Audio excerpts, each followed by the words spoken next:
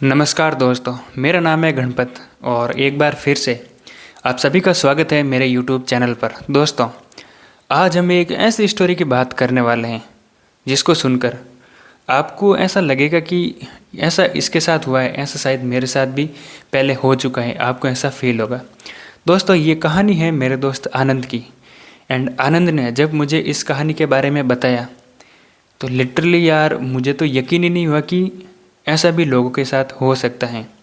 But आप लोग इस कहानी को ध्यान से सुनना एंड आप ऐसा फील करोगे कि जो आनंद के साथ हुआ है वो आपके साथ भी हो रहा है।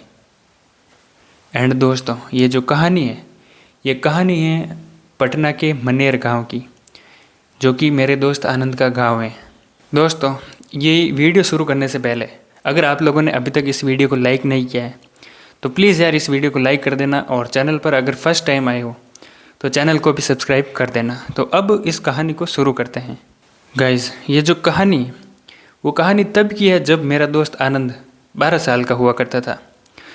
वह गर्मी की छुट्टियों में अपने दादी के घर यानी कि अपने गांव गया था। एंड जैसा कि मैंने पहले ही बताया कि उसका गांव है पटना के मनेर गांव में। लेकिन आसपास के लोग उस गांव को खामोश वादी कहते थे, क्योंकि वो जो गांव है वो इतना खामोश है, वहाँ पे इतनी शांति है कि अगर सुई भी गिरे ना तो उसकी आवाज़ आती है, ऐसा उन लोगों का कहना है। एंड वो जो गांव है वो पहाड़ों से घिरा हुआ है और उस गांव के चारों ओर जंगल ही जंगल है। तो जब आनंद अपने गांव गया तो उसके वहाँ पे कुछ दोस्त भी थे, राहुल और नेहा। तो आनंद ने उनके मुंह से काफ़ी बार एक कहानी सुनी थी कि उनके गांव में एक ऐसी बिल्डिंग है जहाँ पे लोग रात में तो छोड़ो, दिन में भी वहाँ पे जाना पसंद नहीं करते। तो फिर आनंद ने जानने की कोशिश की कि आखिर उस बिल्डिंग का क्या राज है। तो गांव वालों ने बताया कि 50 साल पहले वो जो बिल्डिंग है वह बलदेव सिंह नाम का एक जो व्यक्ति है, ज़मींदार है, ये उसकी बिल्डिंग है। एंड उसकी ना उस बिल्डिंग में डेथ हो गई थी। एंड वो जो बलदेव सिंह है वो काफ़ी क्रूर आदमी था, मतलब वो गांव वालों से लड़ाई झगड़ा किया करता था। एंड उसकी डेथ हो गई थी। एंड तब से माना जाता है कि बलदेव सिंह की आत्मा अभी भी उस बिल्डिंग के अंदर कैद है, अभी भी उसे शांति नहीं मिली है। तो आनंद ने सोचा कि ये सारी कहानियाँ हैं, सब मनगढ़ंत कहानियाँ हैं। तो उसने सोचा कि यार मुझे इसका मतलब इस बिल्डिंग के बारे में थोड़ी रिसर्च करनी चाहिए, थोड़ा जानना चाहिए। लेकिन मन ही मन उसको भी डर तो लग रहा था। एंड उसने नेहा और राहुल से कहा कि यार ये सारी कहानियाँ होती हैं, ऐसा रियल लाइफ में कुछ नहीं होता है। तो बातों ही बातों में राहुल ने आनंद को एक चैलेंज दे दिया कि तू ऐसा मानता है कि वहाँ पे कुछ नहीं है, ऐसा कुछ नहीं होता है, तो एक चैलेंज ले मेरा कि तू वहाँ पे जा सकता है या नहीं। तो आनंद ने सोचा कि यार ऐसा कुछ होता तो है नहीं। तो उसने कहा ऑफ कोर्स मैं जा सकता हूँ। तो कहा कि ठीक है, हम आज रात को 10 बजे वहाँ पे चलेंगे तीनों। तो आनंद ने झट से वहाँ पे हामी भर दी कि हाँ कोई दिक्कत नहीं है, आराम से जा सकते हैं।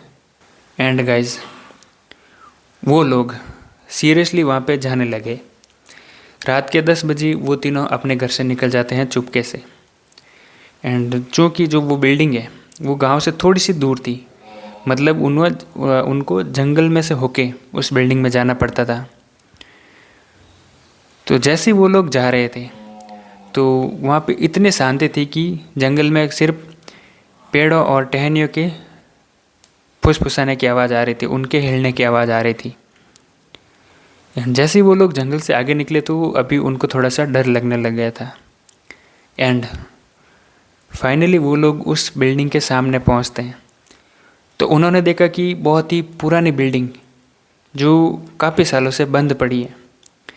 एंड उसकी जो दीवारें हैं वह टूटी फूटी हैं, कहीं से पत्थर निकले हुए हैं, कहीं से जो सीमेंट है वो गिरी हुई है। एंड ऐसा लग रहा था कि दरवाजे के ऊपर पूरी धूल जमी हुई है। तो गए वो बिल्डिंग के पास में। एंड पास में देखा तो खिड़कियों पे बहुत सारे जाले लगे हुए थे। तो उन्होंने दरवाज़ा खोला। एंड जैसे ही उन्होंने दरवाज़ा खोला तो सामने से बहुत ही ठंडी हवा आ रही थी, जैसे उन्होंने मानो फ्रिज का दरवाज़ा खोल दिया हो। जैसे ही वो लोग उस बिल्डिंग के अंदर पहुंचते हैं गाइस, वहाँ पे जो वाइब आ रही थी वो अब उनको काफ़ी डरावनी वाइब आ रही थी। मतलब अब उनको ऐसा लगने लग गया था कि यार ये जो बिल्डिंग है यहाँ पे अब सच में कुछ हो सकता है।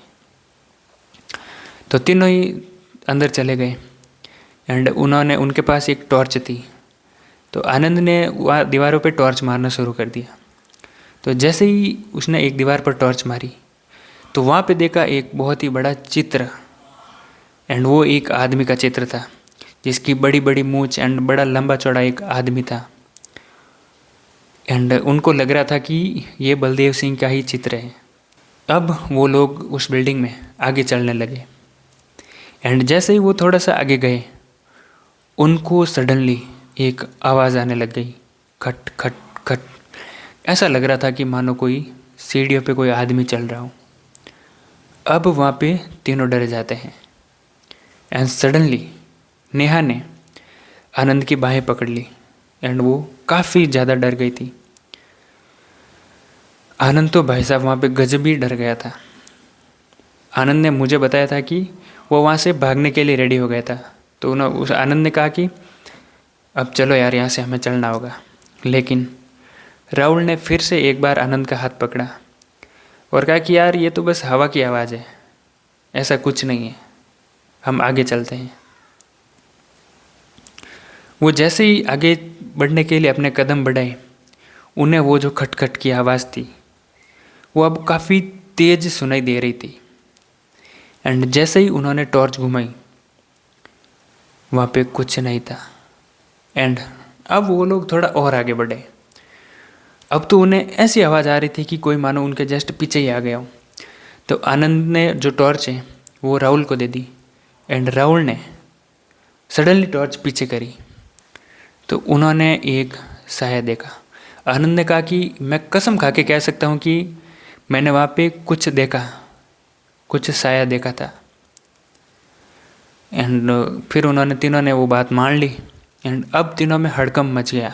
तीनों डर गए थे एंड वो लोग अब भाग रहे थे। उन्हें कैसे भी करके उस बिल्डिंग से बाहर आना था। लेकिन वो लोग जैसे ही दरवाजे के पास आए सडनली दरवाज़ा बंद हो गया एंड जो खिड़कियाँ हैं वो उसके दरवाजे हिल रहे थे। एंड नेहा वहाँ पे रो रही थी। अब तभी आनंद ने कहा कि तुम कौन हो, प्लीज़ हमें बाहर जाने दो।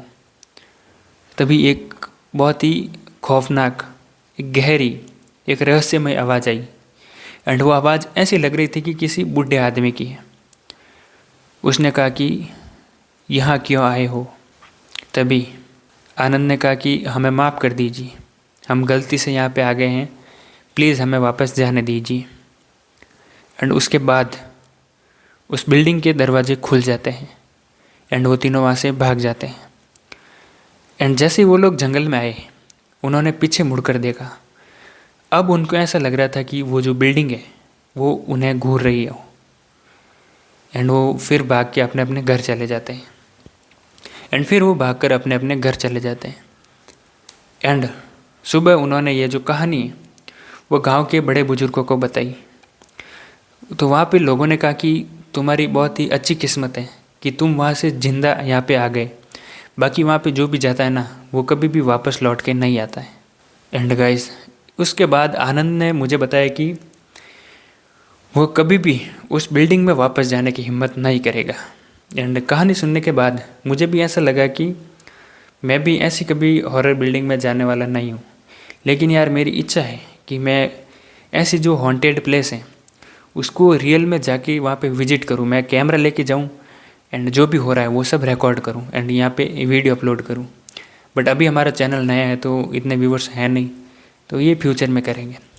बाकी आप ये बताओ कि अगर आनंद की जगह आप होते तो आप ऐसे सिचुएशन में क्या करते, कमेंट करके ज़रूर बताओ। तो इस वीडियो में गाइज इतना ही, हम मिलते हैं नेक्स्ट वीडियो में किसी नई स्टोरी के साथ।